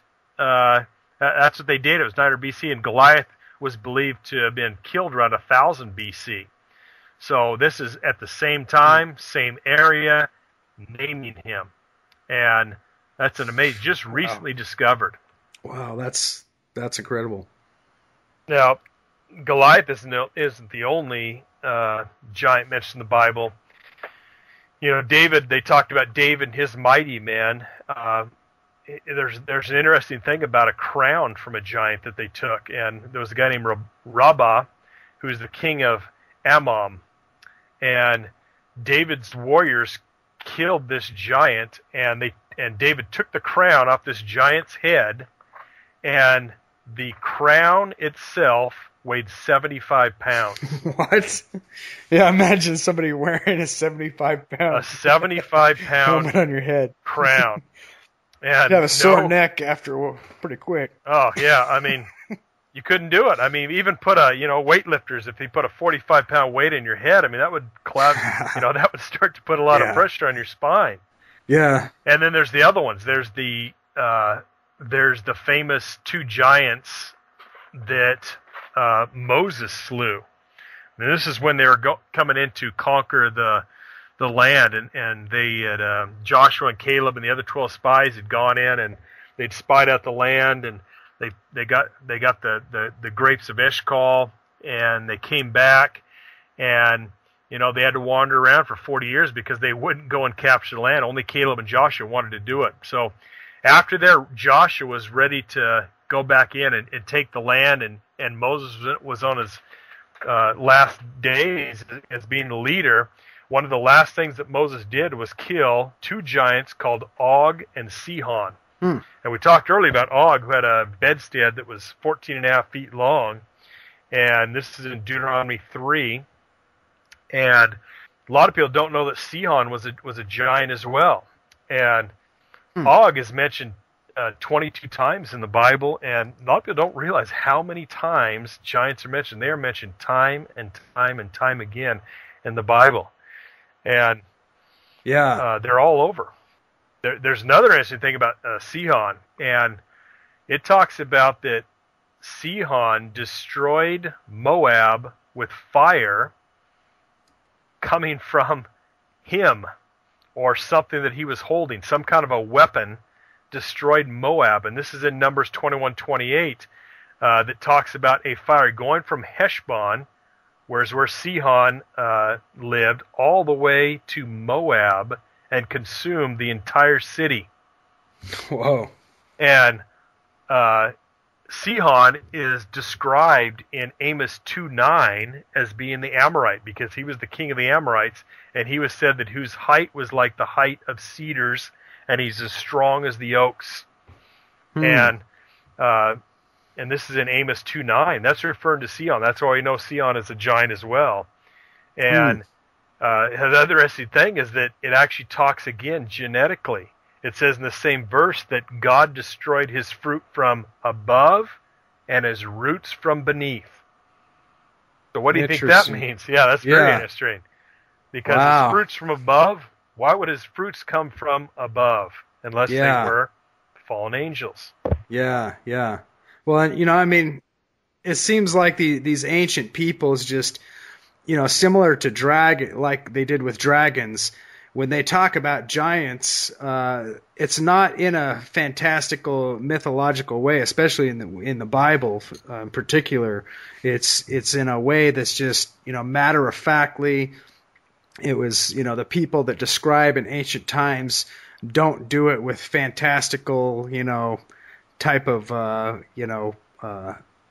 lies attached to it. It is always real events and real people and real situations that seem to, back up. And this corresponding to the spiritual realm and the angelic realm, back to Sodom and Gomorrah and Lot, and this whole interaction of this angel where these the men of Sodom and Gomorrah were wanting to have sex with this angel. And I think it's a mistake for us to put so much emphasis on the homosexual act of it.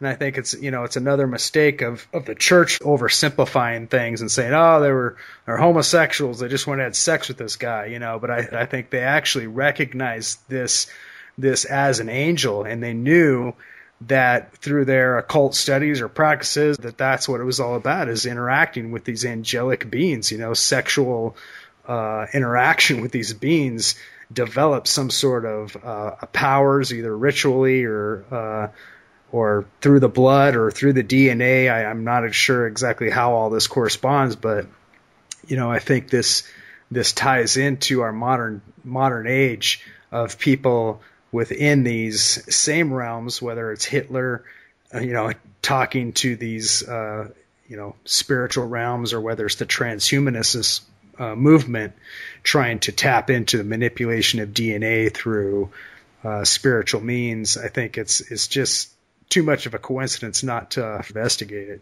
Yeah, and it talks about, in Amos talks about Sihon, destroying his roots from below, and I think he had 5 children, which are talked about in Joshua 13:21, when Joshua went to conquer the land. And remember, Joshua conquered 31 kings in a 7-year period, and Joshua is actually parallel to what Jesus will do in the 7-year tribulation when he comes again. That Jesus comes to conquer, because Yeshua, name of Jesus, and Joshua are the same name.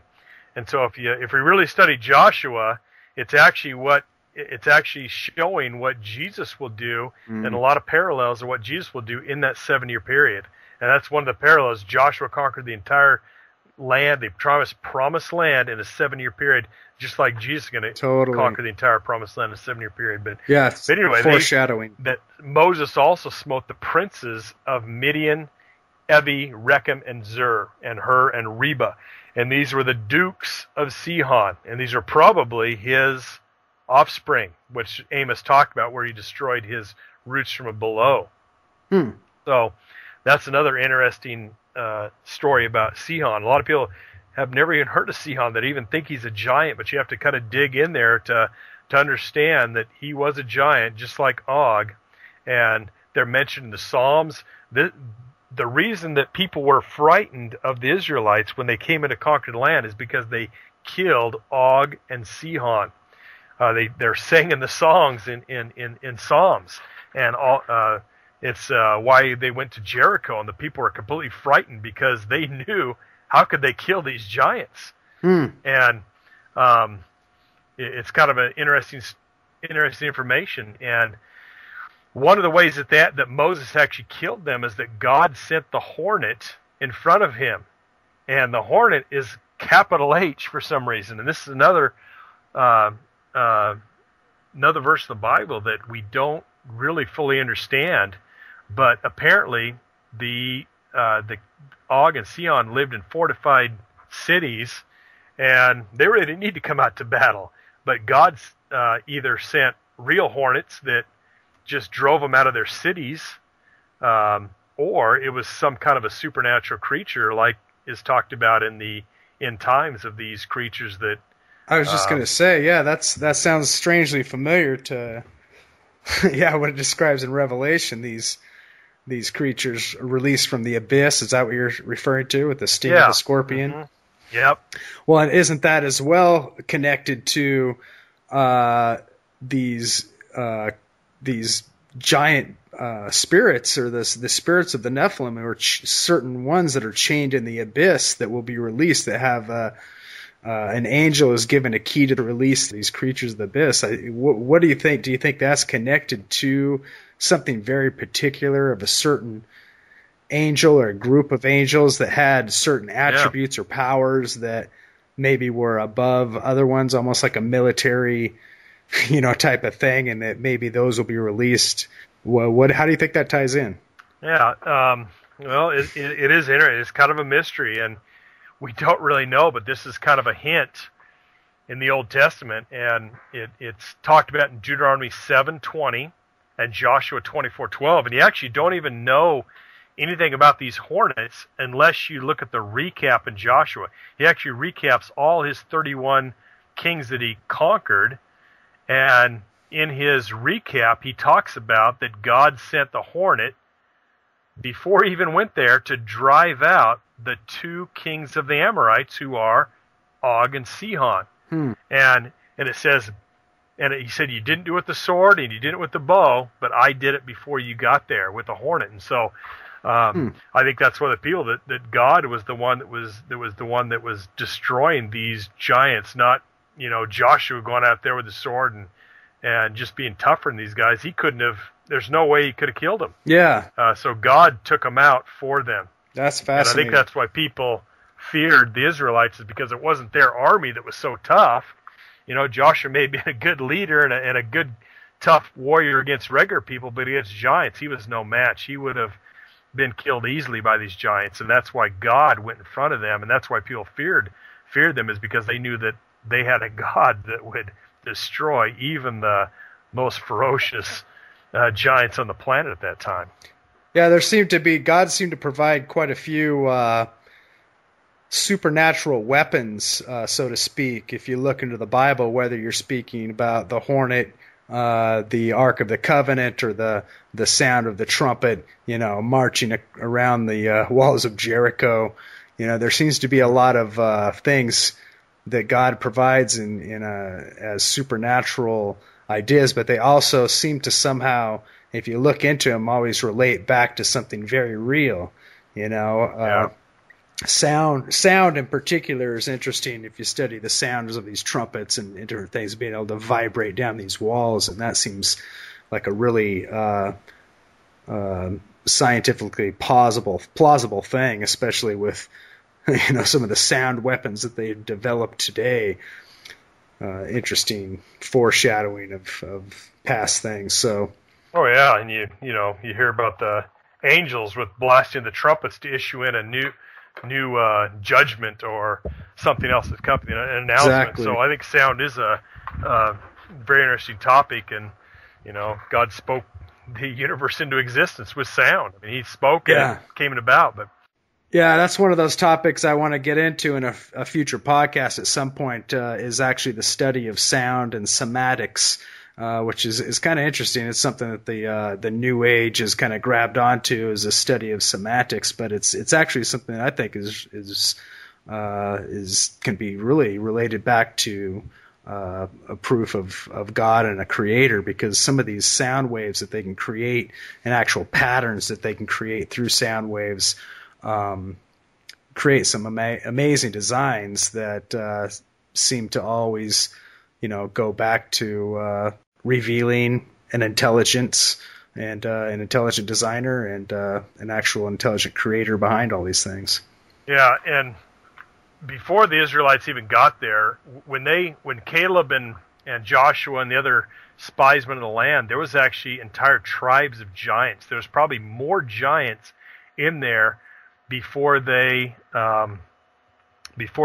had to take their 40 years wandering in the wilderness. And there was tribes, the Rephaim, the Zamzum, and the Emims, the Anakims. And these were described as being cannibals. They ate people. And it says that they devoured the inhabitants of the land, and that they would look like grasshoppers. These could even been bigger than Og and Sihon. And the Bible talks about setting a fire before them to destroy them, to wipe them out. And so Satan tried to inhabit the entire promised land with giants. And the whole place was filled with giants at one time, and God wiped them out, either with a hornet or with fire or whatever happened to be the case. And there was only a few left that were actually killed by people. That's scary. So they weren't only giants, they were like zombie giants after you to eat you, basically. I mean, imagine that. Imagine a bunch of tribe of giant zombies coming after you. That'd be a good movie. Nephilim zombies. Well, we might get into that, and you might be interested in that. We'll get into that in just a second, I think, about the dead. But there's also all the different giants that are actually named by name in the Bible. There's a giant called Anak, who's described 9 times in the Bible, and he had 3 sons. He had Iman, Shishay, and Talmai. And his 3 sons were actually killed by Caleb. And Caleb actually got those cities to live in after he killed those giants. Og is mentioned 22 times. The greatest giant that it describes in the Bible isn't Anak. Anak's father was named Arba. And that's it. He's described 3 times, and that's in Joshua 15:13 is one of them. So Arba was apparently the greatest giant in the post-flood world. And a lot of people have never even heard of Arba. Wow. Yeah, I hadn't heard of him. And then Goliath was one of them, but Goliath had 4 brothers. And one of his brothers has an interesting story in Hebrew mythology. It's not in the Bible, but it's an interesting story to tell. And his name was Ishbi-Nob. And Ishbi-Nob is talked about in 2 Samuel 21:6.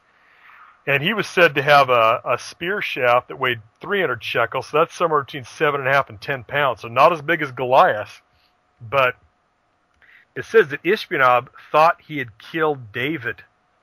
But, and that's all it says. In 2 Samuel 26, it says he had thought to kill David, and then he was killed by one of David's mighty men. But in the Hebrew mythology, it says that he stepped and smashed David into the ground, and David's body went into the soft ground so that he was actually embedded underground. And he thought that David was dead, and David fainted death. He just pretended like he was dead and smashed. So Ishbi-Benob basically thought that he had squished him. But one of David's mighty men heard this and started running, but he was a long ways away. And apparently, in their tradition, God caused the ground to fold up underneath his feet so that every step he took, he was traveling hundreds of yards. And it's kind of an interesting story. And I know that God talks about another guy, running for 40 days and 40 nights. But and then he came there and actually able to kill Ishbi-Benob, and David was alive. He was just kind of embedded into the ground. And that's why Ishbi-Benob thought he had killed him, thought he had squished him. Wow, that's crazy. And that was one of Goliath's brother from Gath. Another brother of Goliath was named Saph. And again, he was killed in 2 Samuel 21:18. Another of his brothers named Sippe, and another brother was named Lami. And his fifth brother, and here's another one. The guys think, there's errors in the Bible because it says David killed Goliath, and then it says Goliath was killed by some other guy. And if you read the original Hebrew, it says Goliath's brother from Gath. And again, they don't do any research. They just make these wild explanations for what they don't understand instead of doing a little bit of research. But Goliath had 5 brothers, and the fifth one is described as having 6 fingers and 6 toes, 24 in all. Yeah, wow. I mean, I think there's a lot of people, Christian and non-Christian, that forget that we have access to the original languages, although we may not necessarily be able to personally read in Greek or Aramaic or Hebrew. We can definitely go back to and look into the meanings of these words and look into the original writings like, most good biblical scholars do. I think from the outside, a lot of people assume that, the Bible's been rewritten and mistranslated and this, that, and the other. It's like, we've got the source material still. I mean, even though it's translated into other languages, a good scholar will always refer back to the original languages that it was written into to fully understand what it's talking about. Yeah, and that brings a question that, what happens after giants die? Because we've kind of put it out that the giants are hybrids. They're half fallen angel, half human. So what happens after they die? Well, the Bible describes it, but it's also talked about in the Apocrypha type books that talks about that the demons are the disembodied spirits of the giants, and a lot of Christians believe that demons and fallen angels are the same thing. I don't think so. Fallen angels are a very different being than a demon. A demon wants to inhabit living people, living people and animals. Yeah. And where did they come from? They came from the giants. Yeah. And if you read Isaiah 26:14, and again, you have to go to blueletterbible.com and actually look at the original Hebrew, because in the King James they translate the word dead, which should be Rapha, and Rapha is one of the names of the giant tribes. And in Isaiah 26:14 it says, "They are dead, they shall not live. They are deceased, they shall not rise. Therefore hast thou visited and destroyed them, and made all their memory to perish." So again, it's kind of prophetic that we don't remember them anymore. Well, God says He's caused that. We're finally starting to remember about these giants. But the dead in that third word in the verse is Rapha. And so what that's based in is the giants, they shall not live, they are deceased, and they shall not rise. And that means that their for instance, when we die, we're going to rise again someday to be judged, and we're either going to go to hell or to heaven. And Sure. but they won't rise. Their spirits wander. They seek to inhabit. And this word Rapha is mentioned 8 times in the Bible, and it strangely sounds almost zombie-like. Like you're saying before. Here's one in Job 26:5.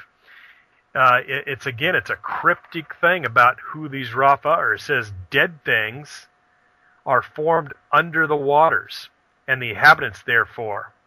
And so it's talking about these Rapha are formed from under the waters, and they inhabit that place.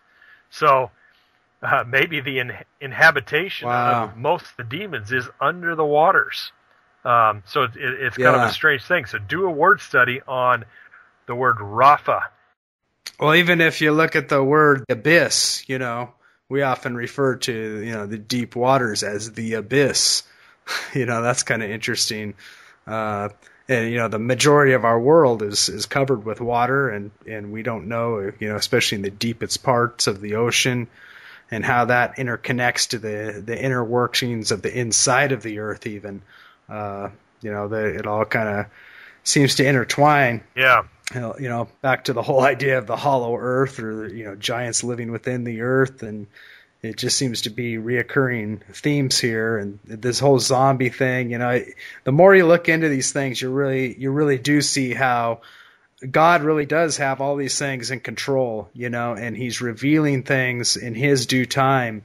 And we really are kind of a species with amnesia in that sense that, things of old have just all been forgotten and are slowly been revealed into a way that they just perfectly within God's timing to where they make perfect sense. But also it seems that our culture's almost prepared ahead of time through things like movies and media and all these things. This kind of sets the stage for the reality which is coming, in a sense, I think, because, whether through the manipulation of the demonic forces or just man's own imagination and interacting through, spirituality or spiritual beings themselves, God is ultimately in control. He's the one that is allowing these things to be revealed and seen within his time. But it is amazing how so many things tie into this thing, whether it is the aliens or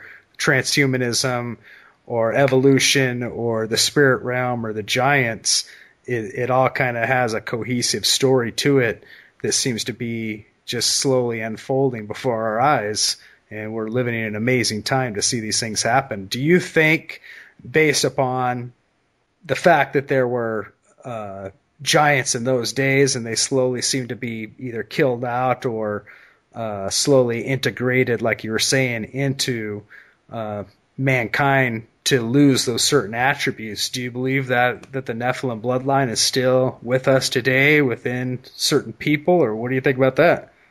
Well, yeah, that like you said, it begs the question: will the giants occur again? And the Bible basically says that they will, at least in my eyes. It says in Matthew that as in the days of Noah, so shall it be in the coming of the Son of Man. So apparently, in the end times, that it's going to be like it was in the pre-flood world, and we believe the pre-flood world was full of giants except for 8. And so, if it's going to be like it was in the pre-flood world, there's going to be genetic manipulation. Whether or not it's going to look exactly the same, I don't know, and I really don't think it will look the same. Well, it can't necessarily look the same just purely off our environment.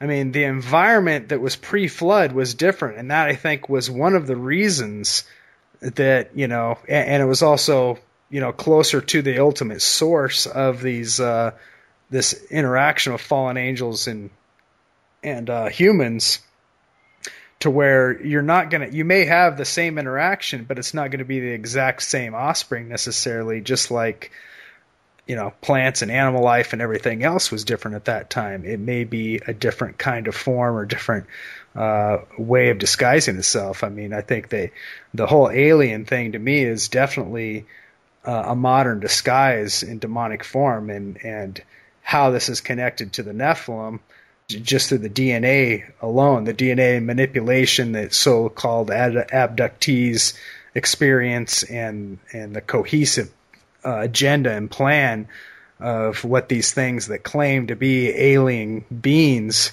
and how that completely aligns to demonic activity and the agenda of the Nephilim and the fallen angels is just undeniable. I mean, and then the stories of people who have rebuked these beings after suffering experiences and abductee experiences or sleep paralysis or what have you for years and years, to then realize, oh, I can fight these things with the name of Jesus, and basically confronting these things in the name and authority of Jesus Christ, and having these things never to attack them again.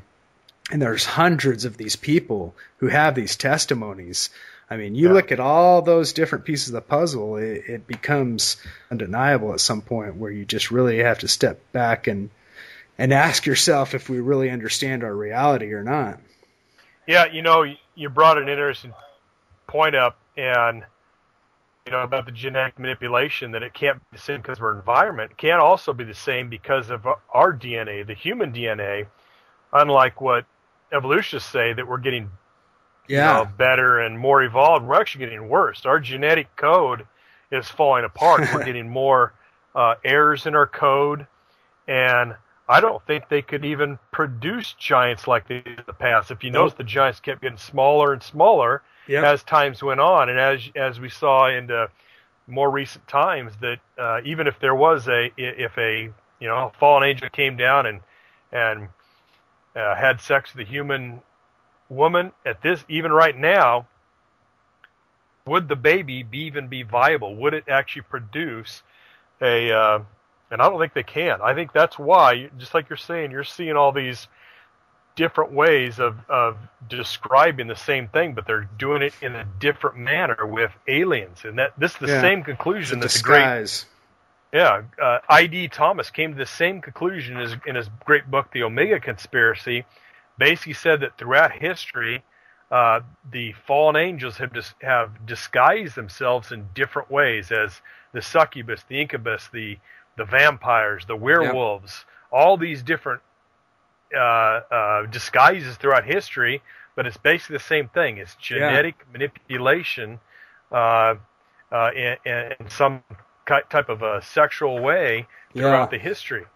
Oh, and that's just it.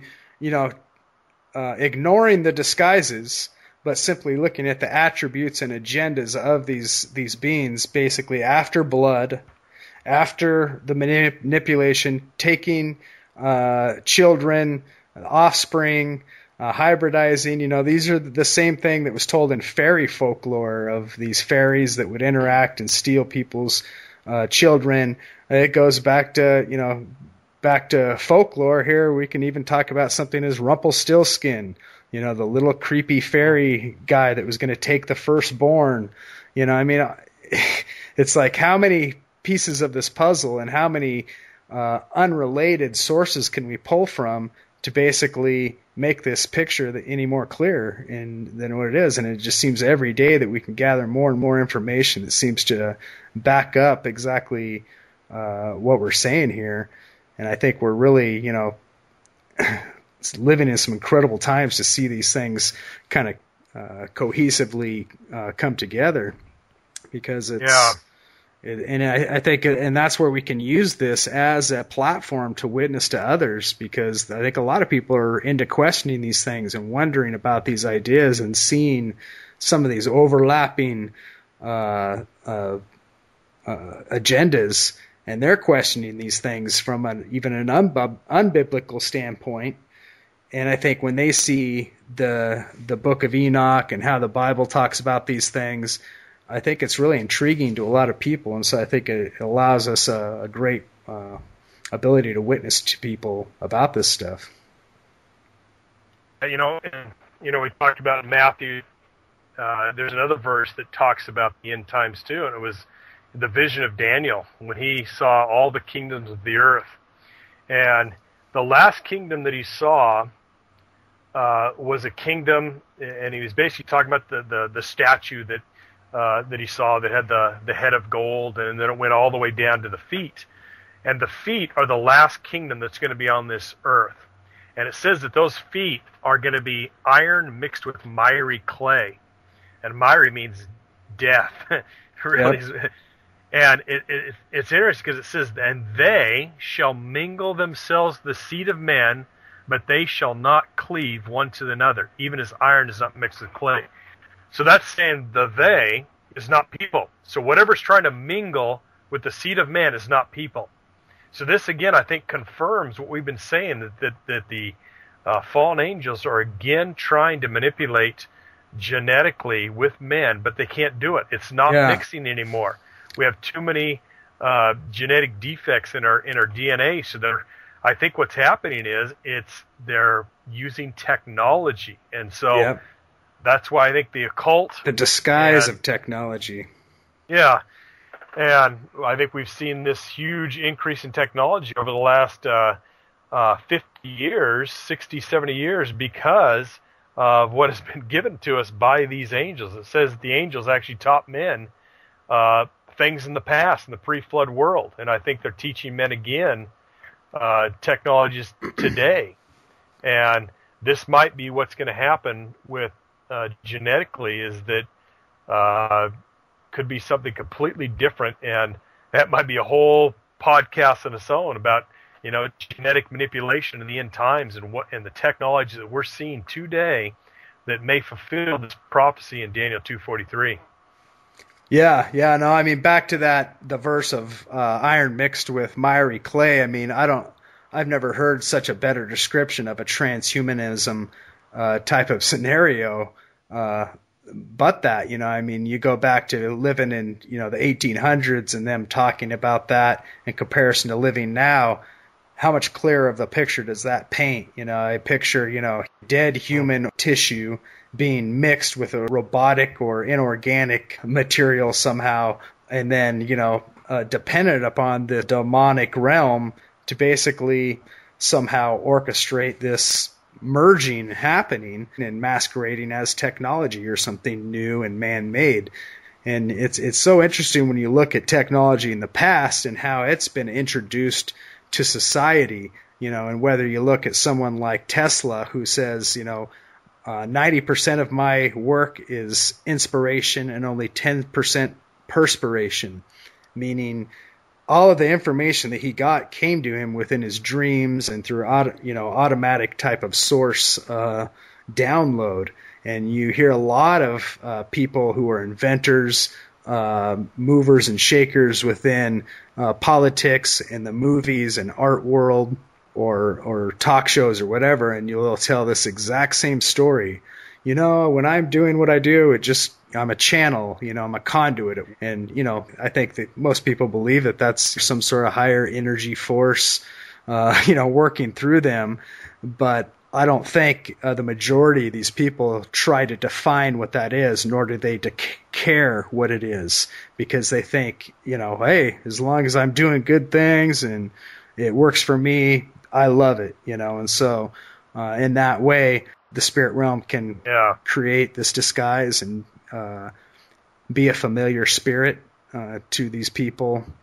And if you look through history at all the different things that are invented, not that all inventions are brought by through demonic forces or channeling. I think, like I said, it's all orchestrated. Ultimately, God has the whole thing in his hand of what he's allowing to happen. But you look at different inventions that have come across, whether it's flight. If the Wright brothers wouldn't have invented flight, there were dozens and dozens and dozens of other people right on the brink of inventing the exact same thing. Same with the printing press, same with computer technology, same with every major, the light bulb and electricity, or whether, all these things were universally being brought forth. It wasn't like just one person just out of the blue came up with this stuff. It was almost like information, knowledge, and technology is basically allowed at certain times by God, and we're living in one of those times right now where the next chapter is being unfolded before our eyes, and I think God is allowing us to see things. He's allowing the spirit realm to interact or whatever time, because we're in that next chapter. This is, the next step, and I think the bringing about of the internet was one of the biggest pages of that chapter as far as unfolding and unlocking a lot of these secrets and externalizing them for everyone to see. So, a lot of stuff to get into. Lots of. Oh yeah. Yeah, I can see a future podcast talking about genetic manipulation of animals. And the Bible has a few interesting things that a lot of people don't know about, and there's lots of extra biblical things about animals, and it could be a description of why we see these chimera-type creatures that we're now able to create in the laboratory today. Yeah, that'd be really interesting to get into. I don't know if I've talked to you about this, but the cattle industry, of course, is something that's manipulated genetically through selection of different sires to create these amazing offspring. What's interesting is the history behind that. The person that created and founded the American Breeder Service was actually, I believe it was either a Rockefeller. He was connected to the so-called Illuminati bloodlines that people correspond back to the transhumanism movement, and that the entire reason that he created that industry was just so they could do different research behind the scenes that was actually intended for humans. Yeah, that's pretty scary. So, yep. But yeah, we've, like I said, there's a lot of things that I know we want to get into eventually, and we've just barely touched even on the subject of giants tonight. I know there's even a lot more stories there. There's many different areas we could get into, and but yeah, you have anything you wanted to talk about here before we wrap it up? Or? No, I think it's exciting to talk with people about these subjects, and we encourage people to dig on your own. Take some of the information we've talked about, look into it on your own, and be like Acts 17:11 and search the scriptures to see if what we're saying is true. Yep. Do your own search on it. Come to your own conclusion, because that's what we want. We just want to dig for the truth, and hopefully you'll come to the same conclusion we have. It was fun tonight. So. Yeah. I mean, and be willing to ask questions with us, correspond with us, ask us questions, provide us with information if you think that we're wrong about something or we got something wrong, or you may have more pieces of information you'd like to provide us. So we're not saying we've got it figured out by any means. So we're still on our own journey and our own searching, and that's what this podcast is all about, is digging for truth.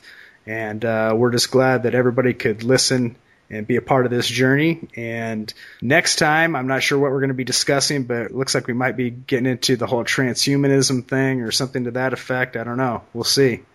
But yeah, that'd be awesome. But yeah, until next time, thank you everybody for tuning in. We're going to close out this episode with another song by Destiny Lab, talking back to Goliath and David. This song right here is called David and Goliath. Thanks for joining us. I am Goliath. I defy the armies of Israel today.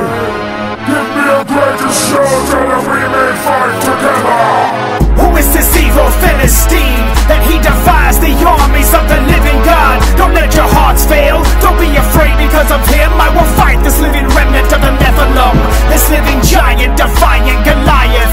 I may be young and just a shepherd, not a soldier. David, son of Jesse, I'm allied with the Most High. This battle's not mine, but the Lord's, and moreover, I've been protected from the jaws and the claws of the lion and the bear. My Father God, he delivered me. How much more will he save me from this Philistine? I trust in him, not my own abilities. Who is this puny shepherd boy? Is this a joke you consider me a dog? I'll give your flesh to the fowls of the air, and the beast of the field will devour you. You come at me with your sword and your spear and your shield against the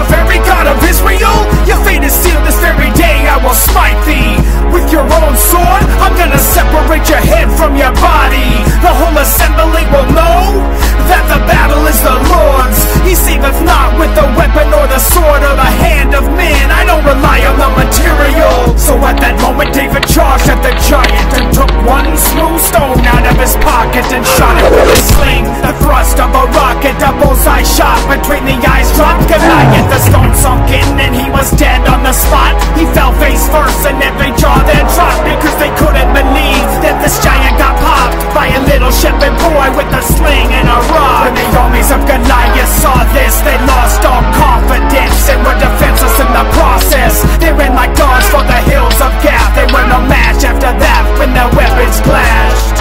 And as a proof that no man should cast out, David kept the giant's head in the armored amount. Let no man boast, be it a sign to those who put their hopes in self instead of God's control. So the moral of the story clearly meant that we should put our trust in God, not ourselves who sin, not our bombs or guns or the minds of men. He watches over those who put their faith in Him. So when you face your own giants, your life's Goliath, you can stand with confidence and defy the silence. The only